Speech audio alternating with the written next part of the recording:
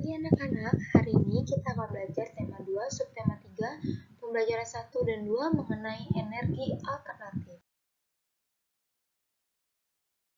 Yang pertama, kita akan melakukan pembahasan pada mata energi alternatif. Apakah itu energi alternatif? Energi alternatif adalah energi yang berasal dari alam. Sehingga energi-energi yang kita terima itu diperoleh sendiri atau dihasilkan oleh alam. Nah, ada ciri-ciri energi alternatif. Yang pertama, ramah lingkungan. Mengapa ramah lingkungan? Karena energi alternatif tidak meninggalkan kotoran atau tidak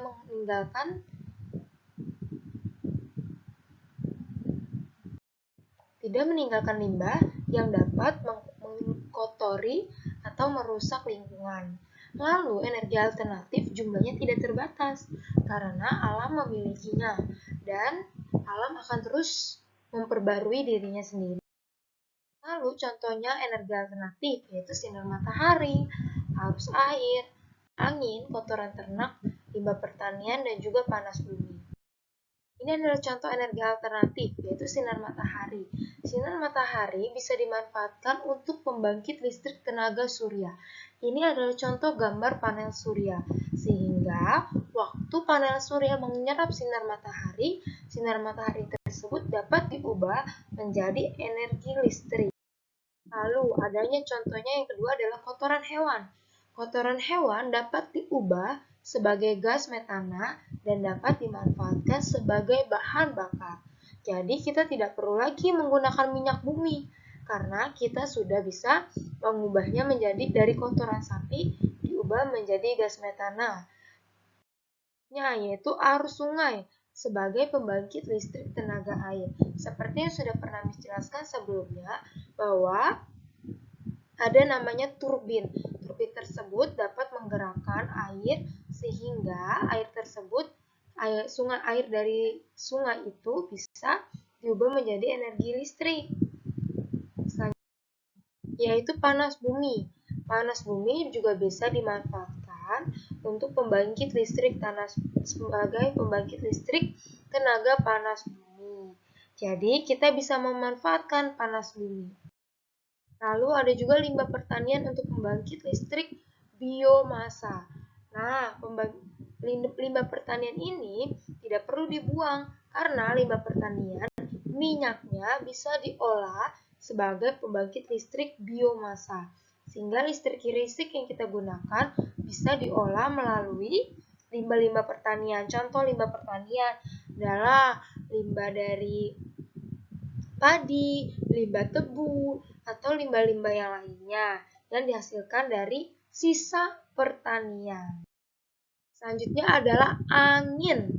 Angin dapat memutar kincir angin pembangkit listrik tenaga angin atau tenaga bayu, disingkat PLTB. Angin ini dapat memutar sehingga kincir angin tersebut bisa merubah angin menjadi tenaga listrik. Nah, tapi energi alternatif memiliki kelebihan dan juga kekurangan. Kelebihannya, energi alternatif dapat digunakan terus-menerus dan tidak akan habis. Contohnya nih, kalau misalnya kita terus menggunakan minyak bumi sebagai bahan bakar, maka minyak bumi tersebut akan habis. Sehingga kita tidak bisa masak lagi deh. Makanya ada energi alternatif dari kotoran hewan sebagai pengganti gas metana. Sehingga gas tersebut bisa dimanfaatkan untuk memasak. Dan gas metana yang dihasilkan dari kotoran hewan itu tidak akan habis karena hewan akan terus menghasilkan kotoran. Lalu, energi alternatif dapat menghasilkan energi yang besar. Contohnya adalah matahari. Matahari kan energi yang besar. Nah, dia bisa mengubahnya menjadi energi listrik. Itu kita tidak perlu kekurangan karena matahari akan terus ada setiap hari. Lalu energi alternatif juga ramah lingkungan. Kenapa ramah lingkungan? Karena energi alternatif seperti yang sudah dijelaskan tadi tidak menghasilkan limbah atau tidak menghasilkan sesuatu yang bisa mengkotori atau mencemarkan lingkungan. Contohnya, kalau misalnya biasanya kalau pabrik pabrik-pabrik mengolah minyak, maka dia akan menghasilkan kotoran yang bisa mencemari air, mencemari sungai, juga bisa mencemari udara melalui polusi udara. Tetapi energi alternatif tidak seperti itu. Jadi energi alternatif ramah. Nah, energi alternatif juga memiliki kekurangan, yaitu dibutuhkan biaya besar untuk membangun sarana pemanfaatan.